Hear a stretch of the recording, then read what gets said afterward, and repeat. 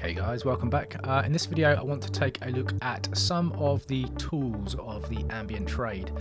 Obviously you can use whatever you want, but there are some common themes that you will see coming up time and time again, some software that people use regularly to make this kind of music, and these are some of the choices that I have made as well. So this is not an exhaustive list by any means, but it's just some of the things I use regularly. So let's get straight into it.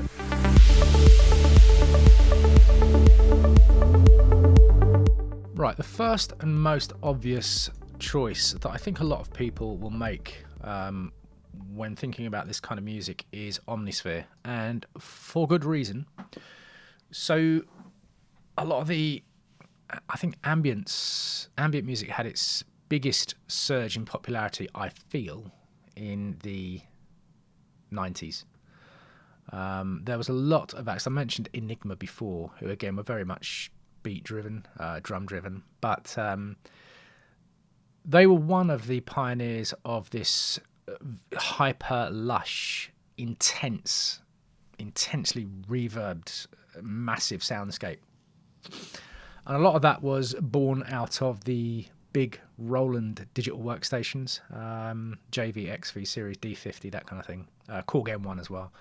So these sample synthesis synths were very popular around then, late 80s, early 90s. And they had a sound.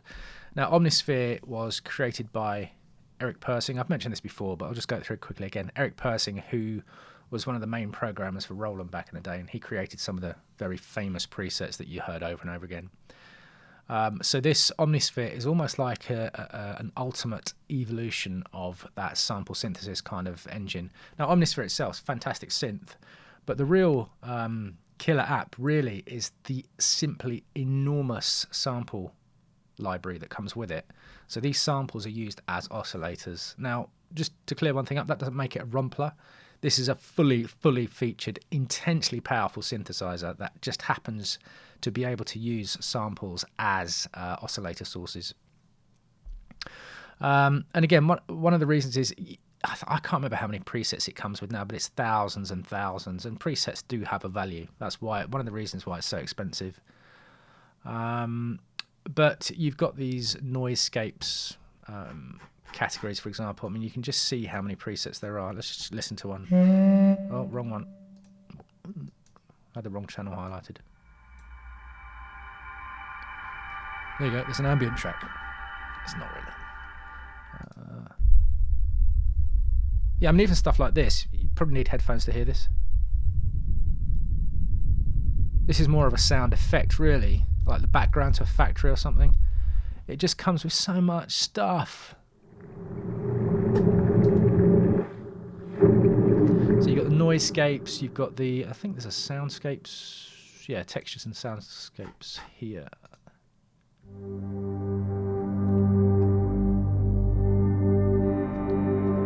Just all this stuff going on.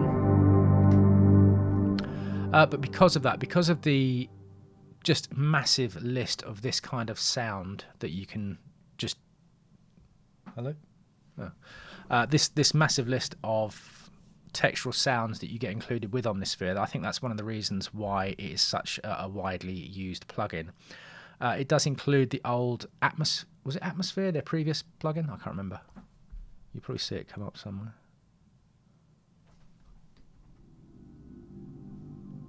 Anyway, yeah, so they've been doing this kind of thing for, well, decades, really. Literally decades.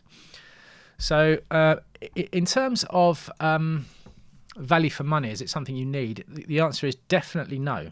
You don't need Omnisphere, and I'll tell you why when we have a look at Anna 2 in a minute.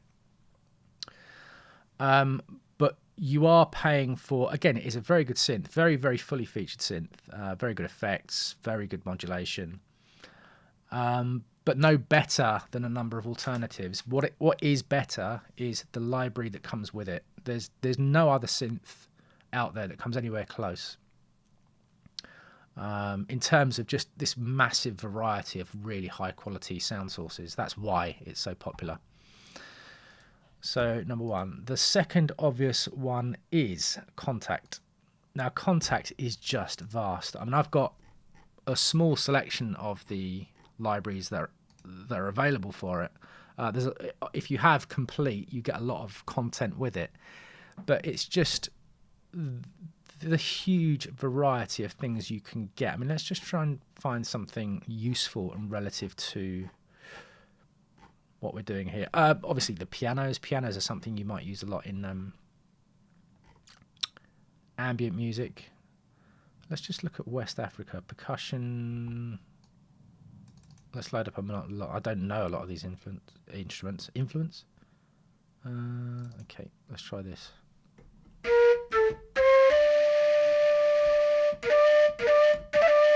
Right, what you'll see here, just look down at this section here. These parts of Kontakt are called key switches. We will go into key switches. I'm going to do a specific video on key switches because I know it's quite confusing for a lot of people.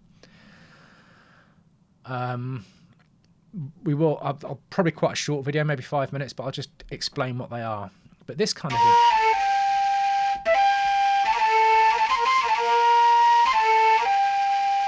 this isn't particularly expressive, this one. A lot of the instruments that come included with Kontakt are relatively basic, but it's when you get into third-party instruments, they can be freaking incredible. Some of them are just incredible. And remember when I did organic earlier? This is how you inject some of that organic feeling into your ambient tracks. Now, one of the reasons this works, of course, is because for me, when I'm making this kind of music, what's important is building layers of texture. So, I mean, looking at those Omnisphere presets, for example, yeah, you can hold down a note on one preset that kind of does a bit of evolution by itself, and it sounds decent. And I bet if you uploaded that to YouTube with just that one note held down and with some pretty visuals, nobody would care. Nobody would be able to tell the difference. But really, ambient music takes off when you start including different kinds of textures. So you have this synth-based element, you have this sample-based element, then you have these realistic instruments. When you start building those together, it can become quite magical. So I'm not going to spend too long on the variety of what's available in Kontakt. I mean, even what I've got here, you're talking about hundreds of gigabytes of samples I've got here. The Spitfire orchestral libraries are fantastic.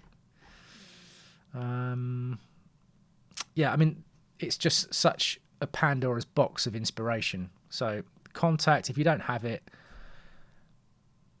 Kontakt isn't worth buying by itself, but as a part of Complete, if you kind of, Complete isn't necessary, but there's a few things in it that it's only worth buying. It's only worth getting Kontakt as part of Complete, I think, anyway. Quite expensive, you know. Omnisphere and Complete, you're talking about €1,000, $1,000, but it is what it is. Complete's always on sale though. Twice a year, it's much cheaper. Now the next one is something called Engine. Now this is, if you look on the Best Service website, Best Service do a really cool selection of sample libraries, and they've moved away from using Kontakt. I mean, Kontakt is ubiquitous and very popular, but it has its own issues. You have to pay for the licensing to have your libraries imported into Kontakt if you want people to be able to use the free Kontakt player. So Best Service have decided not to go that way. One of my favourite libraries, actually, I've got a couple of their libraries, is I've got Desert Winds and Epic Worlds, Cinematic Landscapes. But Desert Winds, this Duduk, oh my god, I love this. Where are we? I always do this.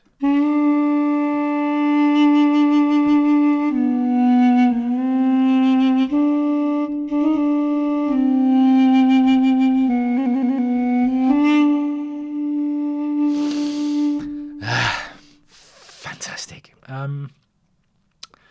So again, you saw me using these key switches down here. Again, we'll go into that later. Let's just have another look at this kind of pads.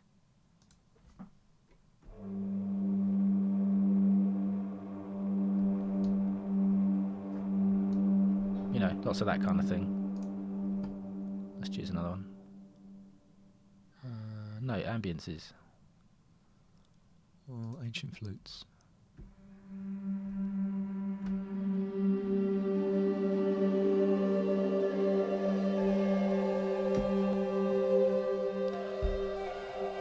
They do a load of that stuff. A lot of their expansions are quite mystical, fanciful, this kind of thing, but they are super high quality. The programmer, was it Edward Tarantelli? Quite a genius. So there's that too. The best service engine. I mean, if you buy any of their libraries, you don't have to buy the engine. It's kind of prepackaged with it. Definitely a good source of inspiration. I mean, they tend to do this kind of library is a lot of textural stuff, and then a couple of really high quality single instruments. So, for example, their instruments in this one are things like this Enigma flute. Can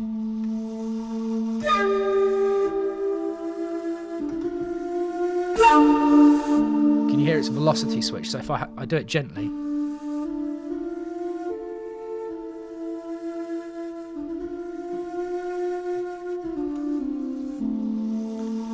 and then I can, yeah. So yeah, the single instruments are fantastic. So I'm waffling on. I'm just trying to give you an idea of what I use. And then finally, now I'm going to pull up Anna 2. Now, before you scream corporate shill, I'll tell you something. There isn't a company that could pay me enough to talk bollocks about their products. It's just, life's too short. I'm not interested in that. But Anna 2 is so massively underrated. Now, the reason is, I'll tell you why. What makes this a genuine alternative to Omnisphere? Now, this doesn't do as much as Omnisphere, but it wasn't designed to. But because you have these sample oscillators, you can get a lot of the way there. Because you've got such comprehensive modulation, you can get a lot of the way there. And you've got the sequencer, you can get a lot of the way there. Now, when I did the original factory content, I did quite a few of these atmospheres. I can't remember which one's which. I keep doing that.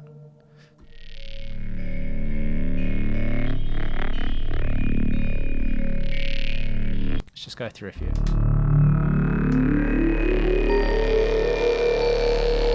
This is just one note up there.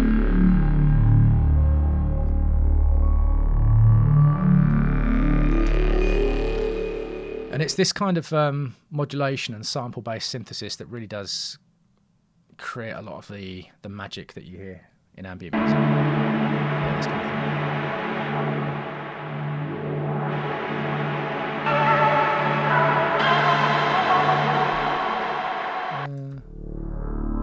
Don't even remember making this one. But you know what I mean? Constant evolution, textural. And then my favourite one that I made was it Sonora? Now, the reason I called it Sonora was because this reminded me, do you remember I talked about connecting ideas with audio? For some reason, this reminded me of the Sonora Desert. Is it Sonora Desert? I think it is. In America / GTA 5.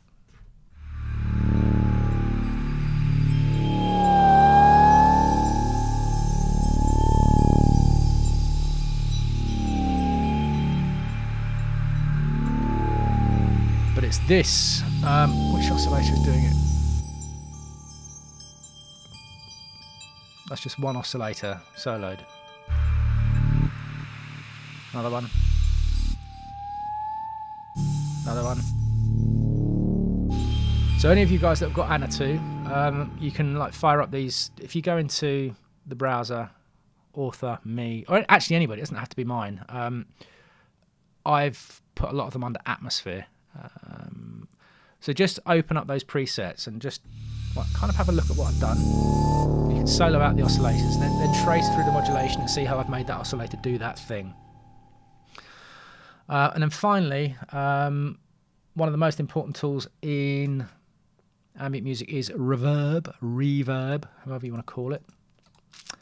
Now my go-to will always be, since I use Black Hole, which you probably know that I've mentioned several billion times before, will be Black Hole. Now, the reason is because even if, Anna 2, I've just initialized it and put a sine wave. We've got one sine wave going. But the reverb itself is almost a texture and instrument in its own right. So let's just smash it quite hard. But even with just a sine wave,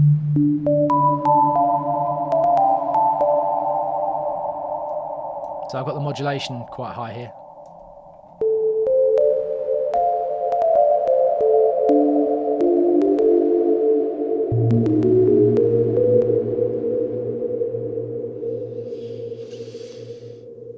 Right, that's why I like Black Hole. So yeah, find yourself your favourite reverb. A lot of people are using the FabFilter one, which I don't... Have I got that? I can't remember. I might have. I do have another one, which I've never really used in anger, which is this Zynaptic Wormhole. Yes, it's really called that. Let me just switch off Black Hole, which was... It was designed to be a very... It was designed as a sound design tool. But I've never really gone into it. Let's just look at the presets here, like a warp one. So remember, we're just feeding it a sine wave. Well, that's terrible. Let's try something else. Alienifications. We've got to go there.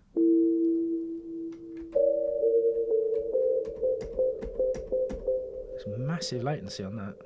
Jesus, 178 milliseconds. Okay, we won't be using that. Yeah, interesting though. Goodbye. I'll stick with Black Hole. What's the latency on Black Hole? 0.17 milliseconds. That's more like it. So yeah, just me waffling on about the tools of the trade. Now, again, like I said, this is completely non-exhaustive. There are lots of other tools you could use.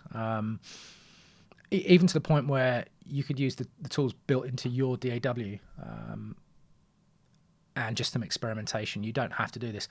One thing I will say, there's going to be quite a lot of sample use in a lot of the ambient music. I will use some as well. But once you start filtering and reverbing samples, they can sound completely different. So, and you can get some quite unpredictable results. I will, again, I'm going to reference some of my own stuff, and I'll show you some of the weird sample sources I've used. So anyway, waffling on, let's end this video, and I will see you in the next one. Cheers.